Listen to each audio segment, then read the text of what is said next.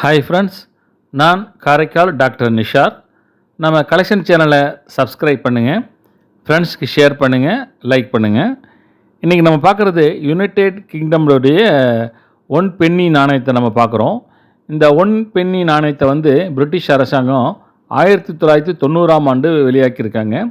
இது ஒரு France உலோகத்திலான coin. இந்த காயினுடைய முன்பகுதி பார்த்தீங்கன்னாக்கா 2ஆம் எலிசபெத்துடைய 3வது முடிசூட்டப்பட்ட உருவப்படம் அதில் பதிவு செஞ்சுருக்காங்க. காயினுடைய பின்பக்கம் பார்த்தீங்கன்னாக்கா சங்கிலிகளால் முடிசூட்டப்பட்ட போர்ட்ஸ் குல்லிஸ், அதாவது 7வது ஹென்ரியுடைய பேஜ் அதில் பதிவு செஞ்சுருக்காங்க. இப்போது வெஸ்ட்மினிஸ்டர் அரண்மனையிலும் அது பேஜாக அதை கருதப்படுகிறது. அதையும் அதில் பதிவு பண்ணியிருக்காங்க.